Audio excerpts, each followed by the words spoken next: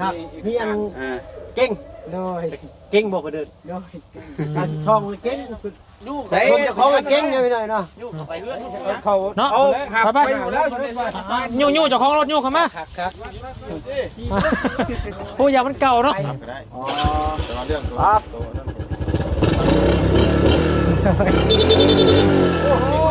แต่ก็สไลด์อีกเนาะเอาแล้วบาทนี้เด้อมันซื้อให้แล้วก็เป็นแข่งเป็นค้าให้แล้วก็ขี่ให้ตลอดปลอดภัยเนาะขอบใจแม่จะดีเด้อเด้อแล้วพอจะดีเด้อเด้อขอให้อยู่ดีมีแห้งขอให้อยู่มันคนยืนขอให้สุขกายสบายใจนับคอยได้เงินหมื่นเต็มมาคอยได้เงินแสนภาชนะสิ่งใดขอให้เจ้าได้เอ้ยว้าโธ่เสียงแน่นเนาะปั๊บโอ้เมียจุดเสียงเงือกพี่น้องเอ้ยคอยแล้วเขาเศร้าเลย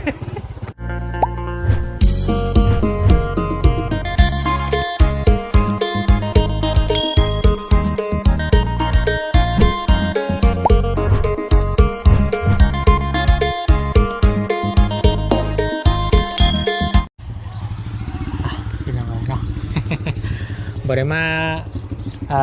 เสนอภาพเสนอคลิปเนาะอยู่เพื่อนซ่านลานแป้นน้องซ้อนกะโดนน่านเติบแล้วพี่น้องเอ้ยนอกมาบัดนี้ป้าโธ่ตกแต่งทั้งเสาเฮือนและตีนเสาเนาะภาพเฮือนสวยงามตัดแดงและขาวพี่น้องเอ้ยเฮือนน้องซ้อนเพิ่นเลี้ยวมาแต่ไกลคนไกลทางก็โอ้ยไปก็ว่างามแล้วก็มีราศีสง่าราศีงามพี่น้องเอ้ยเนาะเพื่อนน้องเพิ่นก็ได้ย้อมสีสลักใส่เงาเหลืองเหลื่อมดีเนาะแต่ว่าเจ้าของเพื่อนโอโยพี่น้องไปตลอดเนาะเรื่องงานการสร้างของน้องเพิ่นนี่ก็บริยุทธ์บริย่อนตั้งแต่ตัวกระดูถอนมันหรือว่ากดมันปลูกมันนี่พี่น้องเนาะเอาพี่น้องไอ้ตอนนี้ทางบาบุญเองเนาะพร้อมด้วยทีมงานที่นัดหมายกันเนาะอยู่บ้านน้องเจียงมื้อนี้เนาะทางบาบุญเองพร้อมด้วยทางเบา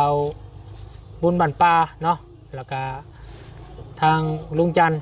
เนาะแล้วก็ทีมงานทางอาจารย์ลาวเนาะแต่ว่าถ้าเราส่งหาทางเบาเชียงก่อนพี่น้องเอ๋ยมาเบิ่งรถต่างนำกันนี่แหละเนาะอยู่ส่งได้ใจได้เบาเชียงนี่เนาะ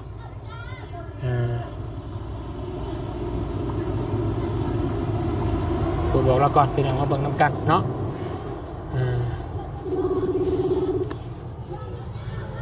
มือมอบมือเบิ่งน้ำกันมืองามยามดีเนาะเป็นรถปีล่าสุดเลยวาสันพี่น้องเลยเนาะทางทีมงานหาไห่พี่น้องเลยเนาะสบายดีบ่าวเชียงอยู่ไสเนาะอยู่บ้านมาในบ้านเมืองแสนขึ้นไปบนแล้วทางบ้านดงบนแล้วโดยนี่แหละโทรว่าจะโทรบอกให้มาเบิ่งรถเบิ่งล่างนำกันนี่แหละทางบ่าวบุญคงเพิ่นกำลังนำรถมาอยู่โอ้มาอยู่ใช้นะจุดนัดพบอยู่บ้านน้องเจียงนี่แหละโอ้โดยกำลังขึ้นไปเด้อเจ้าเด้อมาเบิ่งน้ำกันเจ้าพูดน้ำใจมานี่แหละกำลังโทรหาโมคูอยู่นี่โดยโอเคพอกันพี่เด้อรถมันกำลังล่างอยู่พบบ่าวบุญคงเพิ่นล่างอยู่บ้านดงนั่นแหละเพิ่นกำลังมาโอ้โอเคเจ้าโดยโอเคเอาโอเคพี่น้องเนาะโทรหาทางบ่าวเสียงเนาะโมคูที่อยู่เซปนน้ำกันหลังให้ว่าเบิ่งน้ำกันนี่แหละพี่น้องไล่หูไล่ตาเบิ่งน้ำกันเนาะเสด็จติส้มติจังได้กะเบิ่งน้ำกันนั่นแหละพี่น้องเลยเนาะไล่หูไล่ตาเบิ่งซอยกันนอนรถล่างก็ได้พี่น้องเลยเนาะบุญเองก็ในนามสะพานบุญก็มีงบสมทบจากพ่อแม่ใจดีอยู่ทั้งต่างประเทศเนาะเพิ่นก็ส่งเงินมา2 ล้านกีบพี่น้องเลยเพื่อซื้อรถคันนี้เนาะทางบำรุงน้ำปลา10 ล้านทางลุงจันทร์6 ล้านทางบุญ2 ล้านก็พอดีเป็น18 ล้านพอดีเลยพี่น้องเลยเนาะกับราคารถเนาะเพิ่นก็บอก18 ล้านป้ายแล้วว่าต่อเรือ18 ล้านปีใหม่ล่าสุดว่าซั่นเนาะถ้าว่าจะเอาปีตามลงหันกะมีอยู่เนาะก็เลยมีงบส่วนนั้นก็เลยเอาไปเลยพี่น้องเอาปีใหม่เราเลยปีใหม่ล่าสุดให้เราเลยให้มันจบมันงามเนาะเดี๋ยวจังมาหับมาส้มมาเบิ่งน้ำกันพี่น้องทวันบอกครับโมแน่จะได้หักกะสามารถเปลี่ยนได้ตอน ที่เบิ่งน้ำกันให้มันทวงมันทันพี่น้องถ้าว่าหาสมาติน้ำล้างกะมันกับว่าได้แล้วพี่น้องนะต้องเพิ่นมาเบิ่งแล้วก็พวกเพิ่นส่งรถมาเบิ่งน้ำกันแล้วก็ให้มันหาผู้น้ำกันนั่นแหละพี่น้องเลยเนาะมันบ่คักกว่านี้ก็จะได้เปลี่ยนทันเนาะเอาก่อนอื่นนี่พี่น้องเด้อทางบุญสารบังขอกราบทักทายสบายดีพ่อแม่พี่น้องเด้อสบายดีมือเพื่อนกันเบิดสุขสุขคนพี่น้องเลยพบเจอกันอีกคือเก่ากับภาพบรรยากาศอยู่บ้านซะแล้วเนาะมื้อนี้ก็โอ้ยลมเย็นพี่น้องเลยเนาะหัวทางฝั่งไทยอากาศคือกันอยู่บ่พ่อแม่พี่น้อง FC ปาลุมสุขสุขคนคอมเมนต์มาบอกกันเด้อแต่ทางอยู่ทางต่างประเทศนี่เนาะสโนว์เซาตกแล้วก็เนาะอยู่ทางบ้านเฮาเนี่ยอากาศพอดีพี่น้องพอดีพองามเนาะแล้วก็มื้อนี้มื้องามยามดีวันที่2กุมภาพันธ์เนาะเป็นเดือนแห่งความรักเนาะพี่น้องเนาะเดือนนี้เนาะ14กุมภาใกล้จะฮอดมาแล้วเด้อเนาะขอให้ประสบสุขคนบ่ได้ความเป็นครัวจงฮักแข่งกันเนาะเพราะว่าแต่ทั้งครอบทั้งครัวแล้วพวกเราคนก็ให้ฮักแข่งกันเป็นมิตรภาพที่ดีต่อกันดีกว่าเป็นศัตรูกันเนาะ ไปพี่น้องเดี๋ยวไปหาไปชมภาพบรรยากาศกันอยู่บ้านน้องเจื้องพี่น้องเลยเนาะไปเอาพี่น้องเลยเนาะภาพบรรยากาศพี่น้องเลยเพื่อนก็งามของน้ำก็มีแถมมาเสาปูนอีกเสาหัวกับพี่น้องเลยโอ้ถือว่าสมบูรณ์แบบเนาะสมบูรณ์แบบแล้วเพื่อนน้องเจียงรถมาอีกแห่งเต็ม100%ความสมบูรณ์แบบเขาไปซะมันนึงต้องซะมันเขาสองน้ำให้คือมาเวียนแล้วก็อันนั้นอันมองหน้าอันตัวเอาปิดนิดก่อนเจ้าไปซะมันไปชั้นนึงโอ้เราใส่มือเลยเนาะมันกัดมือให้หน่อยผงแล้วก็เขามีแต่เอาหน้ามือบางมาได้ฮะตรงแค่เห็นว่าอันมีปากมันกัดเป็นแน่หัวเดี๋ยวไว้เนาะสบายดีสบายดีสบายดีสบายดีสบายดีสบายดีพี่น้องเลยอารมณ์ตัวสบายมันหัวลังมาเนาะแม่ลังมามือสันวันดีแล้วมือนี่เนาะมืองามยามดีอากาศก็ดีอีกเนาะอากาศก็ดีฝนตกลงค่ำไปซื้อแม่เบียร์มาล่างวะล่างเด้หิโน่แนวมาแล้วได้เป็นแกงเค็ดเนาะล่างน้ำปลาก็ได้หรอกเราเนี่ยคนเดียวว่านี่นะขยันดิเรากับเมียเราเนี่ยแต่เศร้าตู้แล้วอะไรเลย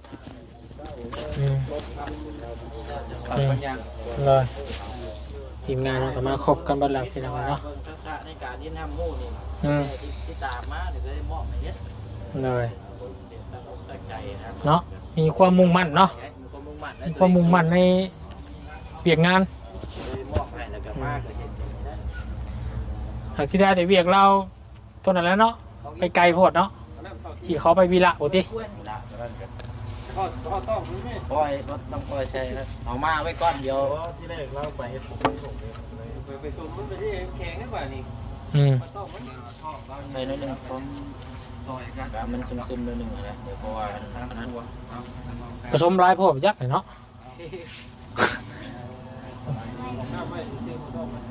ต้องมาไว้มันเป็นอิ่มบ่อิ่มเปิดน้ำทีนี้เลยเดี๋ยวรอรุ่นรอชมเบิ่งน้องๆเนาะด้วยสีแดงแทงใจถือใจเจ้าอยู่บ่สีแดงหม้อรถน่ะคุณบ่าวคุณมักสีแดงเหรอวะแดงผสมดำเหรอวะมาถามเราของเช้านี่ปิดก่อนปิดมันมักแดงสิถือสิแพงแดงไปก่อนเหรอวะเกือบกับโบไซเนาะมือกับโบไซตรงมือกัดตีนได้เลย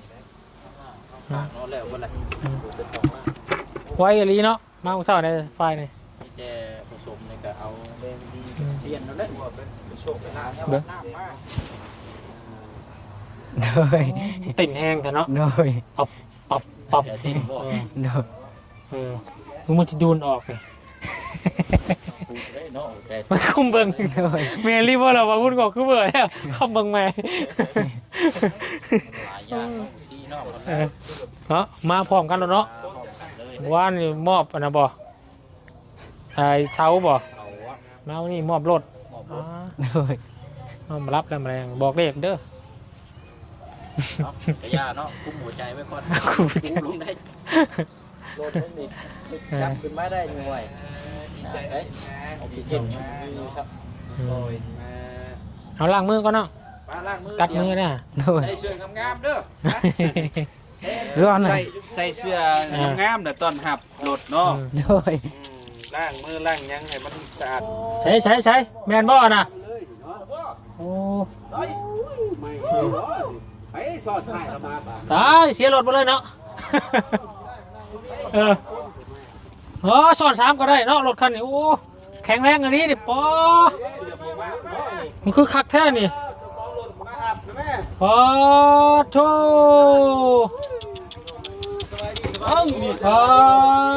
มียังขึ้นแน่นหนาแท้นี่เนาะมันคือบึกเนาะไผนี่เอ้าแองเอ้าพอต้องใช้ว่าแท้นี่นี่บ่เป็นรถเพิ่นน่ะน้ำเนาะ ฮอนด้า นี่ทั้งใหม่แท้นี่ เนาะไม่อลี่นี่พอ เบิ่งนี่ปียังเกาะ ยังไงนี่ ปี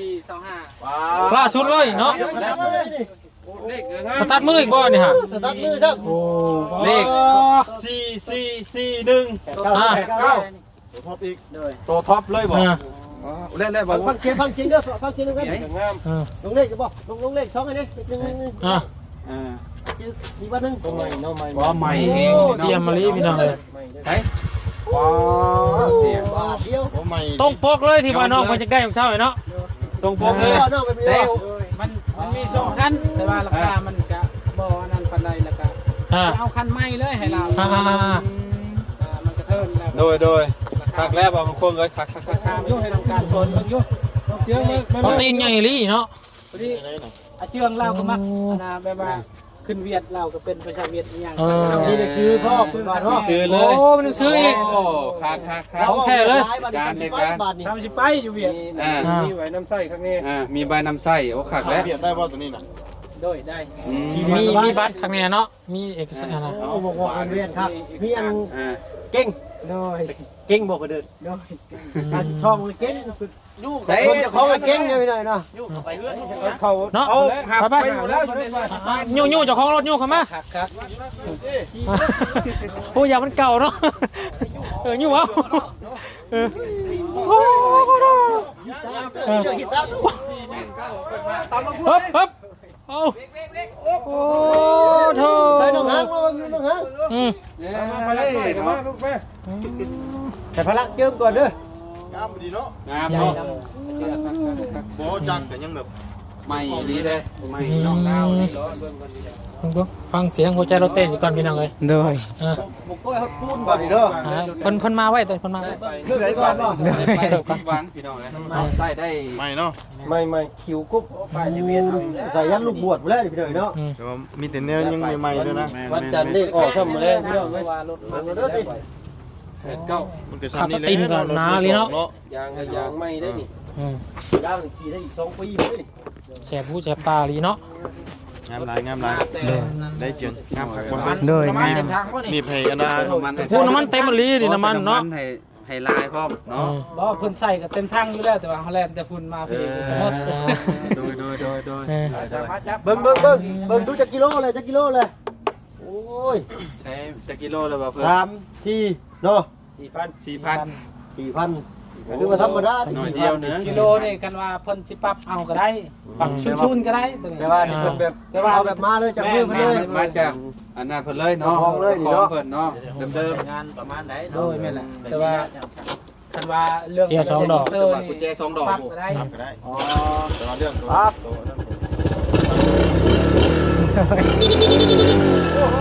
เสียงแต่สไลด์อีกเนาะสไลด์ F16 โ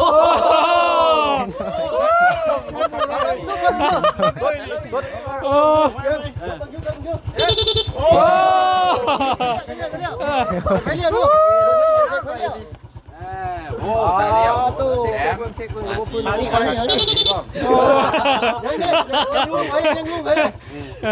โอ้ดังกันหมดเนาะ ขอบคุณนะพ่อ เอาแล้ว เอาแล้วเอาแล้ว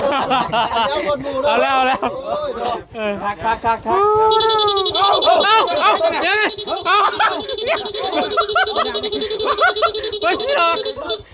พี่หลอกว่าบีบหลายคนผมเนาะ เป็นระบบเป็นระบบโอ้ยต้องใจว่าหน่อยกิน เสียงแน่นเนาะ แน่น ไม่ได้ยินเลย ยอมหับเลยว่าเสียงเน่นเนาะ ป้อนี่โอ้พี่โต แบบว่าเพิ่นเสกรถเพิ่นเสกแบบนั้นได้ โอ้เวลาออกจากเฮือนนี่ปิดทอไว้ไม่รู้เลยเนาะ จะพูดเลยนี่ลอง หัด โอ้พิวทอยังดี ยังดีร้อย ลมเด้ดิลมดีเลยสิ คักพี่น้องเลย โดย โดยดีใจแฮงดีใจ ใจแห้ง โดย มาจับมาไหวเบิ่งไปครับ โดย ลองจับลองบายลองซ่อนเมียเบิ้งหาเนาะ มาทำมาคุยด้วยแบบนี้เนาะ โดย ซ่อนเบิ้งในเบิ้งหาเนาะ ซ่อนกันให้เบิ่งดูจังหวะนะไอ้พวกขึ้นแล้วก็เอาพลักขึ้นน้ำเนาะ ใช่อ้ายตะกี้ มาคำพูน โดย ตัวได้ดิ สีเดือดลงเลยพี่น้อง ครับเนาะงามเนาะ ต้องพกบอลน้องเจียง โดย เนาะ เนาะ ตรงที่จะหมักเนาะ โดย ไม่ตัวคันที่เขาเคยซื้อมา ไม่ ปีใหม่พ่อมเลยเนี่ย ชม เฮ้ย ราคา ราคารถเพิ่นมาถามสอบถามแม่ มาปี อื นี้ ม เนาะกระโปรงราคานี่แหละมันบ่จะงามแล้วก็ราคาจะได้ ได้ฟังราคาเป็นโยก เงินหมู่พ่อแห้งได้ ตกใจเลยติ ตอนชมบาทนี่ เอาลองเบิ่งบาทเด้อ ดูจนเวียกก่อน 18 ล้าน5แสนรถออกใหม่ล่าสุดนี่นะ ปียังนี่เนาะ ปี25 เมื่อ26เนาะ น้ำใส่26นี่ ใส่สะโพกเนาะ เดียวกันเนาะ โดย โดยพี่น้องเอ้ย เมียนอยู่เป็นกรมเรานำใส่26 ใส่สะโพก นี่ เข้ามา เจ้าหาเนาะเอามาใส่26แม่นเด้ออ้างมาปีแบบมือ หา บ่ กำมือวันมือหากระเดือน ลากกระเดือนหลังนี้เนาะ แล้วก็ผลิตแล้ววานนี่นะมันเขาบอก8ตัวเนี่ยมันสิพ่อแต่ละคู่แต่ละคนนี่เท่าไรนี่มีไผนี่ มันรุดอยู่บ่หรือว่าจังไดน่ะรุดได้ลุยอยู่บ่ รุดได้เท่าไรบ่าวโค้ง ราคาเต็มในบ่อัน18หา ข่อยอย่าลืมเด้อข่อยมี6ล้านนึงได้ คอยก็อย่าลืมนะเขามี2ล้านเท่านั้น เอากับแปดผู้นี้เลยเราบ่บุญมีเท่าไร มี10ล้าน8แสน อันนี้ ผู้ดี กับ ผู้ดีเป๊ะ ก็ขอเพิ่นลดเนี่ยแหละเห็นบ่เนาะ เอาเบิดเลยบ่ นี่ ผู้ดียังไม่รู้จะไปที่เป๊ะ ใช้เพิ่นบ่เป็นคนขายรถนี่ แล้วเราเป็นผู้ขายผู้เอาชื่อ เราไปเอามาให้นะ นี่แต่มาแต่ว่ารถค่อยกับปะอยู่เวียด อ๋อคือแบบมีภัยอยากได้นี่คือแบบเจ้าสามารถเอามาให้ได้ โดยแม่นแหละแต่ว่า เพิ่นหิวนะว่า เรา เนาะ หิวมานะนี่เนาะ ห้ามหิวเนาะ ครับหิว แต่ว่าเงินมันยังเฮายังบ่ได้จ่ายเพิ่นนะ อ๋อ เงิน โอ้เครื่องใส่ข้างในคักอะไรเนาะเนาะบ่เคยเห็นนี่มาก่อนเนาะชมว่าปีใหม่เนาะ ใหม่ หิวอยู่ที่ คิวอยู่ มันใหม่เลย จากฮอนด้านี่สุดยอดแล้ว ปกติมันจะ ยังนึงขึ้นหนีบอยู่ 18ล้าน5แสนนี่แหละแปลว่าปกติแต่ว่านี่ก็แปลว่าก็บ่มีคนกันเองก็มีแต่ ต่างซอยเรือเนาะซอยกัน เรือกัน กาหิวแล้วก็บ่ได้เอาสมุดจัก บ่มีซ้ำนี่ โอ้คือสิหายแล้วมือมีชม ก็คือไข่เอาเนาะ โอ้ยกระเป๋าได้พี่น้องเอ้ยมือมีชม ยามันแม่นซอยกันนี่แหละ บ่แบบนี้บ่เป็นตลดน้องเนาะ บ่มีซับ บ่มีซ้ำกันมา เสียนี่แสดงว่าแล้วอยากเอาค่าหิวเนาะ ขายหิวนี่แหละแต่ว่ายาแล้ว เป็นหยังเนาะ โดย ก็เราถามนี่ทั้งอาจารย์ลาวกับบุญทรงถามเพิ่นพอดีอาจารย์แนะนำมาว่าคือผมเป็นโค้งนี่เพิ่นหาผิวรถอยู่หั่นนะ ทำผิวรถ โทรหาพอดีเราไปเวียดพอดี แม่นถือไป แล้วก็ว่าถามว่าสิซื้อไปให้ไผซื้อซอยเรือบ่โด้วยว่าซื้อให้น้องเจียงแล้วว่าเราก็เลยไปเบิ่งมาให้ แล้วไปหิวจะต้องส่งมาให้ มันก็เลยว่านี่แหละราคาเบิ่งก็หาเบิ่งให้เด้อมาเฮาก็ซอยเรือเพิ่นว่า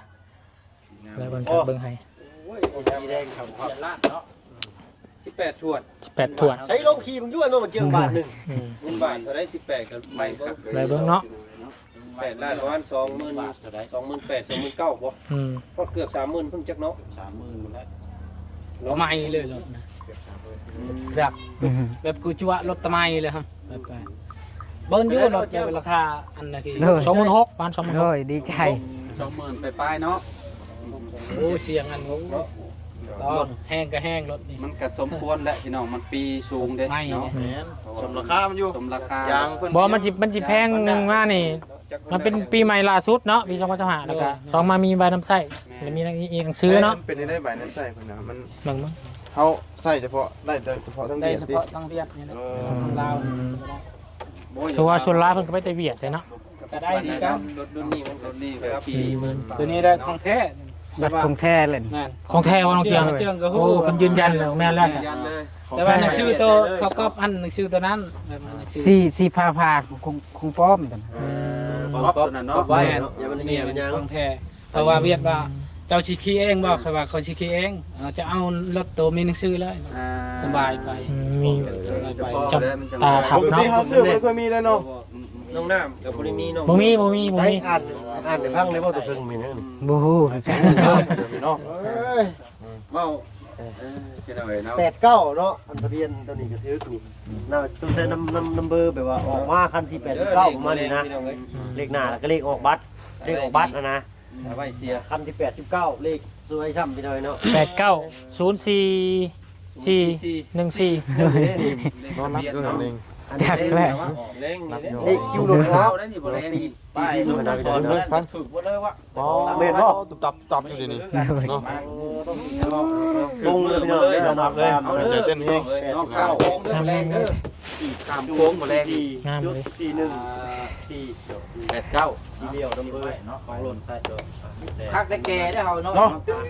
ก็เฮ็ดกินจังทางวะ เก็บไว้ปีเด้อเจ้าเด้อแต่ว่ามีบอลก๊อปปี้ก็ไปก๊อปปี้กันนี่ซื้อ เอาข้างนั่นเด้กดข้างเด้ เวลาเอาคนน้ำคนหยัง ก็ไว้ในทางนี้ เอาต้องมี ก็ไว้แม่นก็ไว้เพื่อมันเฮีย ไป เนาะ แล้วหนังสือตัวนี้จะปะไว้อยู่เฮือนเฮาก็ปะอยู่รถก็ได้ กันจังแลนมาตัวนี้ถ้าเพิ่นอยากได้อันนี้นะเลย กับเอกสารไว้ ใช้เป็นลูกเมียเพิ่นมาพร้อมกันเด้อมาเด้อเนาะใช้ต้องที่ให้เพิ่นได้พลังลูกพลัง หลับนอน รับทราบเนาะนี่เนาะของแท้อันนี้นี่ เอาละบ้านนี้เมื่อบ้านเมื่อซองกับบ่ย่านแล้วบ้านนี้เนาะ มาอยู่เที่ยงกันแล้วเฮาจังสิจ่ายเงินจ่ายค่ำให้ นี่เพิ่นยืนข้างนั้นเฮาถ่ายกล้องข้างนี้ มัน ด้วย มันพอดเองเนาะ มันมุมเอ้เนาะจับในเป่าเพิ่นมุมเพิ่นเด้ มา ทางลงคอย มีส่วนร่วมเนาะเขาวิธีวันไหน มีจักคนมี3องค์เนาะ แม่นมีเจ้าแล้วก็ มาพี่คนขายกะ มาแม่คนชื่อน่ะ เดี๋ยว เดี๋ยวแม่นเฮาคน เฮ้ยอาจารย์นี่ เฮาคนชื่อเนาะ เอาไป แล้วก็ได้ไปมีลูกเขาเองเนาะบ่ได้มอบแล้ว เจ้าผมก็ได้ คนบอกอันนี้ชวนของข่อยเนาะเดี๋ยว800,000นี้เก็บไปก่อนเนาะเก็บไว้บางเทื่อหลังหัวหลักแค่เนาะบ่พอ สบายดีเด้อ ก็มีบัญชีบ่สบายดีเด้อมีบัญชีแล้วเนาะ ตื่นตันใจมื้อนี้พี่น้อง น้อย เอารถก็ใหม่ 1 สีสันสดใส 2 คนเด้ 3 4 คนผู้เก่านะยันบ่พอแล้วข่อย เป็นได้ได ย่านได้เป็น ดีใจนำมาเจือได้รถ ได้จบของนี่ โอน เอา เอา กระ ได้ หาร เนาะ ถโต แม่เพิ่นมีบัญชีอยู่ทางไอ้บา เพ บุ ราะ ค ว่า งเพิ่นเนาะ ข่อยเงินข่อยได้ มีบัญชีอยู่แล้วบ่มันคง แม่อยู่ ข่อยได้กดเบิดแล้วนะข่อยจำเป็นเอา แต่จะโอนเอาบนก็ได้ เงินสดให้เรา เอาเป็นโอนเอาด้วยกัน เพราะว่ามันอยู่ในถุงจนว่าแหล่จนกำเบิดเลย หิวไปหิวมาอยู่ หิ ติ วไปหิวมาอีก ด้วย เนาะ ช่วยกันนับเด้อ เอานับเด้ออันคนขาย ด้วย บ่นับก็ได้ โอ้บ่ได้เด้ มัน นับเลย นับ เอา ใจ 10 ล้านตัวนี้ ล้านน้ำข่อย6น้ำหมอบุญ2เนาะ แม่นนับ บ่นับก็ให้นับก็นับ นับดู โชคมันหาเงินหาคำ มีบ่เฮงๆเด้อบ่แรงมาสิซื้อทีนึงได้ให้เล็กปลาบ่ ก็มัก89แห้งมื้อนี้ 89มื้อนี้นะ 89บ่ เล็กกระปูบ่ จะควาย 89มื้อนี้นะถึงได้ก็89 ทีนึ มาง เล็กปลาได้เพราะว่าคนฟันปลา เด็กควายเล็กปลาขาวแล้วก็เด็กนกยุง เลข2ตัวไปถึง มี3น้ำซัด 440484เนาะ เด็กปลา เดินนับเบิ่ง นอนเมื่อคืนนี่เห็นปลาเต็มอยู่ในหนอง โอ้ โอ้เดินได้สิ สิได้สิได้เงินได้เนาะ เจ้าว่าคนฝันได้จับปลาสิได้เงิน บริจับมันลอยในน้ำ ร้อยสิ แล้วเจ้าบ่ได้ มันลอยแล้ว บ่ได้ มันลอยแล้วมันก็ไป ต้องจับเลยมัน ก็ต้องจับ หวานเฮเด้อ่ะปานดีๆคำที่แม่นได้ล่ะ อืม ลองเบิ่งเนาะจังหวะเลยได้นี่ แล้วจังหวะนึงว่า พอดีเลย เด็กปลาพอดีได้นี่ โดนอ่ะ เบิ่งกัน คือโดนต้องสอนนะบ่ ซีเมนต์คือเจ้าของเพิ่นเคยบอกอยู่บ่เนาะ สองงวดเต็ เตียง มเนาะ เนาะแม่น แต่ว่าเราบอกสองงวดเต็มแขวนบ่ได้จังงวด ลืมมันสองงวดเนาะ อ่า มันบ่ได้ซื้อ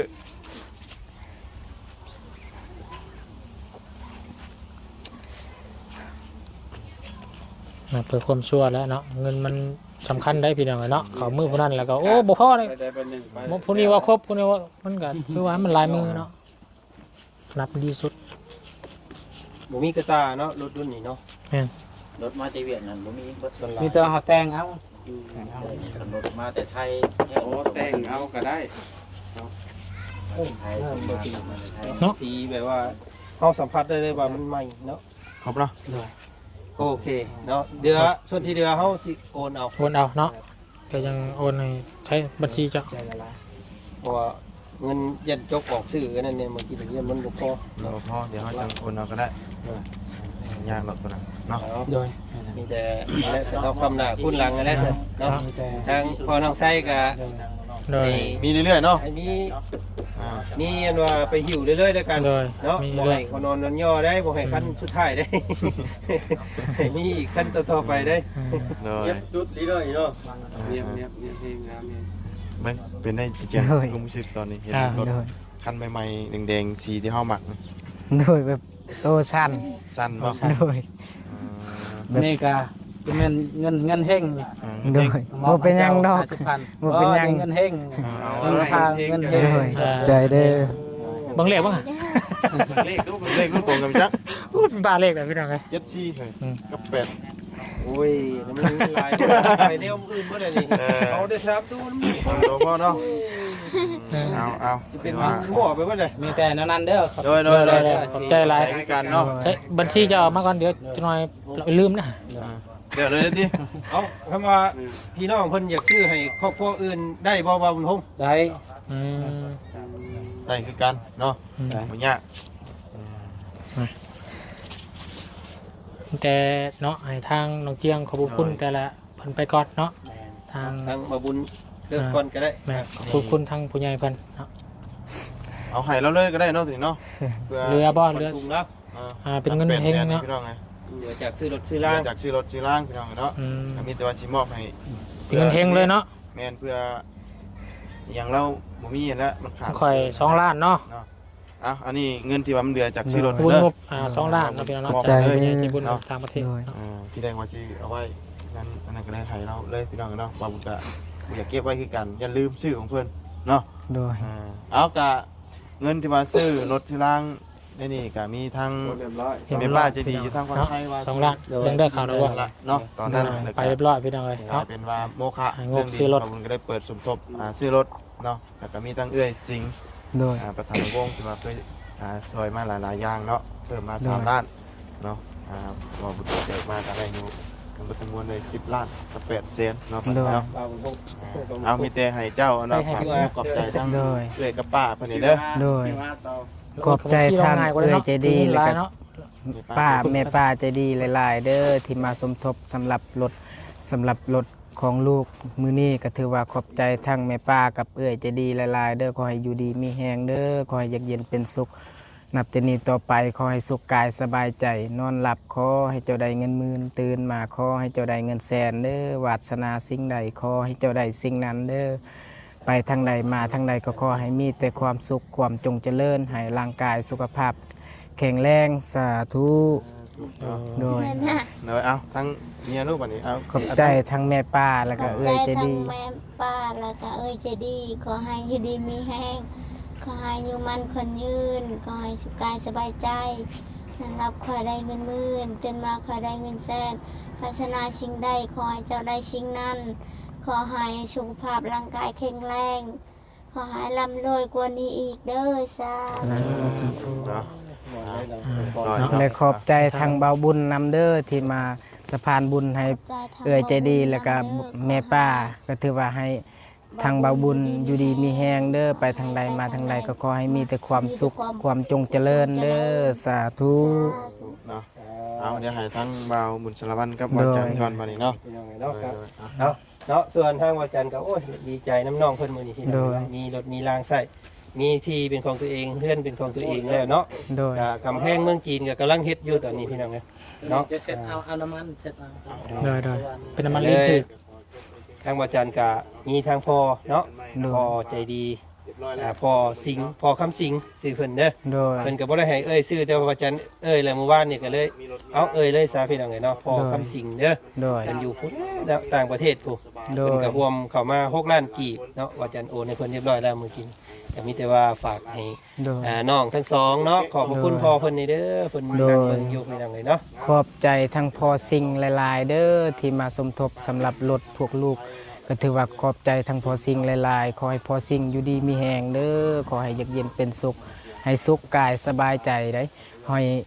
อายุมันควันยืนนอนหลับขอให้เจ้าได้เงินหมื่นเด้อตื่นมาขอให้เจ้าได้เงินแสนวาสนาสิ่งใดขอให้เจ้าได้สิ่งนั้นเด้อไปทางใดมาทางใดก็ขอให้มีแต่ความสุขความจงเจริญเด้อสาธุและขอบใจทางเบาจันทร์หลายๆเด้อแล้วก็ทีมงานแล้วก็ FC เบิดทุกคนก็ถือว่ามาสะพานบุญให้ทางพอคำสิ่งสำหรับมื้อนี้ก็ถือว่าให้เบาจันทร์อยู่ดีมีแหงเด้อให้สุขกายสบายใจนอนหลับขอให้เบาจันทร์ได้เงินหมื่นตื่นมาขอให้เบาจันทร์ได้เงินแสนเด้อสาธุ พ่อ พอ คำ คำ สิ สิ่ ง ง ขอบใจพอคำชิงลายเด้อขอให้อยู่ดีมีแห้งขอให้อยู่มันคนยืนขอความเจ็บจะสุดได้ความใครจะสมีขอให้รอดปลอดภัยขอให้สุขภาพร่างกายแข็งแรงขอให้ร่ำรวยเงินทองกว่านี้อีกสาธุ เนาะโอ้ดีใจน้ำเด้อหักสาวเด้อน้องเด้อ โดย ให้เป็นรถค่ำรถคูนให้เป็นรถอันพาเฮ็ดพาสร้างเด้อ โดย เนาะไปทางใดก็ขอให้เป็นเงินเป็นคำเนาะบ่แม่นว่ามาเลยปินปัวเพิ่นตลอดบ่ได้เด้เนาะ โดย น้องหาเงินหาคำเด้อ โดย เอาดีใจน้ำดีใจน้ำ โด เด้อย เอาว่าจันครับขอตัวลาก่อนคลิปนี้พี่น้องให้พอกันใหม่คลิปหน้าแล้วกันเนาะเดี๋ยวผมยังจองอยู่เด้อ โดย ให้น้องเพิ่นอันนี้ก่อนเดี๋ยวมื้ออื่นสิมาเปลี่ยนหลังคาให้ โดย เนาะโอเคมื้อนี้ไปแล้ว โดย โดยสบายดีนะเอาพี่น้องเนาะไป ส่วนทางบะบุญพี่น้องก็น้องงบ2ล้านกีบเนาะจากพ่อใจดีแม่ใจดีเนาะเพิ่นก็บ่ได้ออกสื่อเสียงเลี้ยงน้ำพี่น้องเนาะอยากซอยตะกี้ว่าอยากซอยแป้งรถพี่น้องเนาะก็เลยเห็นว่าทีมงานมีงบเนาะอยากซื้อรถคันใหม่ให้เนาะเป็นงบซื้อรถใหม่ให้น้องเด้อพ่อแม่ใจดีจากต่างประเทศเด้อ โดย ขอบคุณเพิ่นแม่พี่น้อง โดยขอบใจทางอะ พ่อใจดี พ่อใจดีแล้วก็แม่ใจดีหลายๆเด้อที่มาสมทบสำหรับรถของลูกสำหรับมื้อนี้ก็ถือว่าขอให้พ่อใจดีและแม่ใจดีให้อยู่ดีมีแฮงเด้อขอให้เย็นเป็นสุขให้สุขกายสบายใจเด้อให้นอนหลับขอให้เจ้าได้เงินหมื่นตื่นมาขอให้เจ้าได้เงินแสนเด้อวาสนาสิ่งใดขอให้เจ้าได้สิ่งนั้นเด้อไปทางใดมาทางใดก็ขอให้มีแต่ความสุขความจงเจริญให้สุขภาพร่างกายแข็งแรงเด้อสาธุ และขอบใจทางเบาบุญนำเด้อที่มาสะพานบุญให้แม่ใจดีและก็พ่อใจดี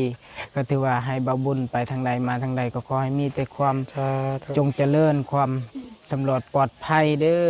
สาธุ สาธุเนาะในรายการเบิ่งเอาแล้วบาดนี้เด้อเพิ่นซื้อให้แล้วก็เป็นแข่งเป็นค้าให้แล้ว โด ก็ ย ขี่แห่ตลอดปลอดภัยเนาะ โดย ขอบใจแม่ โดย จะดีเดลายเด้อแล้วพอจะดีเดลายเด้อขอให้อยู่ดีมีแห้งขอให้อยู่มันคนยืนขอให้สุขกายสบายใจนอนหลับคอยได้เงินหมื่นตื่นมาคอยได้เงินแสนภาชนะสิ่งใดขอให้เจ้าได้สิ่งนั้นเด้อขอให้สุขภาพร่างกายแข็งแรงขอให้ร่ำรวยเด้อสา สา ธุ ธุ ใช่ลองเบิ่งลองสตาร์ทไอ้สอนเบิ่งหาเนาะลองสอนเมียเบิ่งหาเนาะเป็นให้พี่น้องเพิ่นเบิ่งได้จักหน่อยพี่น้องเอ้ยคุณผู้ใหญ่ใจดี ฮึบเลยฮึบ น้องมันก็สิล้อมึงรถได้บาทเนี่ย ขึ้นมาก่อน เฮ้ยพี่น้องฮังเป็นน้ำกันพี่ ก่อนเอว อ่า ทางสามีดูจะบาท เอาไป ฮึบไปฮึบฮึบคอยเด้อคอยรถมันแห้งเด้อไปฮึบฮึบไปแล้วพี่น้องเอ้ยว้าโธ่เสียงแน่นเนาะฮึบฮึบฮึบโอ้โอ้โอ้เมียจนเสียงเงือกพี่น้องเอ้ยคอยแล้วเขาเศร้าเลย โดย โอเคคักแล้วพี่น้องเอ้ยเนาะ เพลงครับ คัก มันจะแก้เลย เนาะคักแล้วแบบนี้พี่น้องเลยเนาะเอายินดีแล้วก็แสดงความยินดีนำเด้อพี่น้องเลยนะน้องเจียงและน้องห้างความโดยครอบครัวพันเนาะดีใจเนาะผู้ใหญ่ที่บุญกับข้อในบุญใดกุศลหลายพี่น้องเลยเนาะเสาเรือทั้งครอบครัวน้องเจียงเพิ่นจนมีได้ทุกอย่างพี่น้องเนาะทั้งรถทั้งล่างทั้งเพื่อนทั้งสร้างแผ่นดินตอนอย่างเนาะให้อยู่ดีไม่แห้งว่าสุขุสุขคนผู้เสาเรือผู้ใหญ่ที่บุญเบิดทุกฐานเด้อเนาะสำหรับคลิปนี้เพิ่นขอลาแล้วพี่น้องสบายดี